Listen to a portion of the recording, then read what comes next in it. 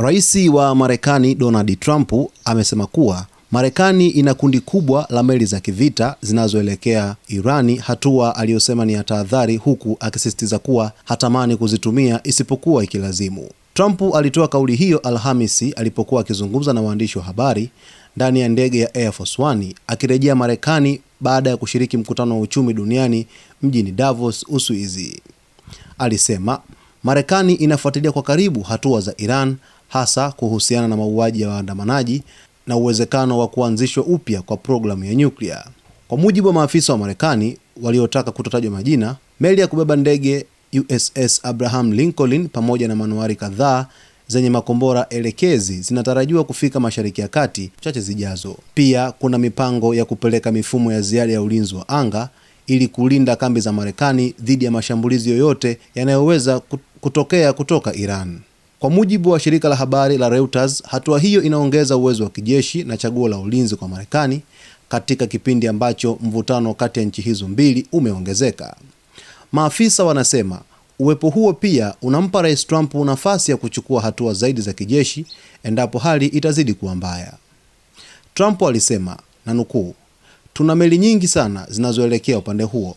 Kwa tahadhari tu, ningependa kisionekane chochote kinatokea, lakini tunawafuatilia kwa karibu sana." Mwisho wa nukuu. Aliongeza kuwa huenda asilazimike kabisa kutumia meli hizo. Meli hizo zilianza kusogea katika eneo la Asia Pasifiki wiki iliyopita baada ya mvutano kati ya Marekani na Iran kuongezeka kufuatia ukandamizaji mkali wa maandamano nchini Iran katika miezi ya karibuni. Rais Trump pia alidai kuwa vitisho vyake vilisababisha Iran kufuta karibu hukumu 840 za kunyongwa, akisema hatua hiyo ilichukuliwa baada ya onyo kali kutoka Marekani. Hata hivyo, hali ya kisiasa na kiusalama kati ya nchi hizo mbili inaendelea kufuatilia kwa karibu na jumuiya ya kimataifa.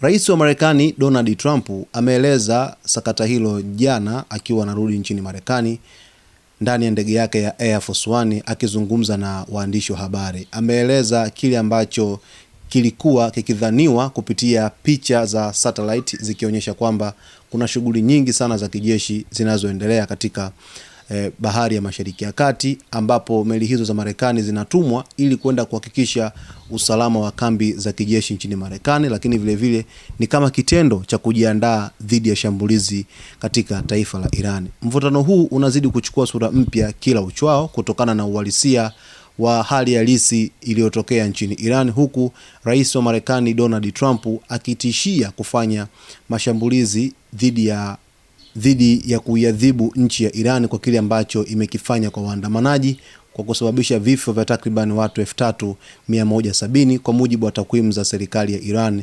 zilizotoka siku ya hapo jana. Basi mtazamaji wetu wa Zone Media, tutazidi kuweza kukujuza kile ambacho kinajiri huko Mashariki ya Kati, mvutano ukiwa unaongezeka baina ya Marekani pamoja na Iran. Usisahau kusubscribe, kulike, kucomment pamoja na kushare.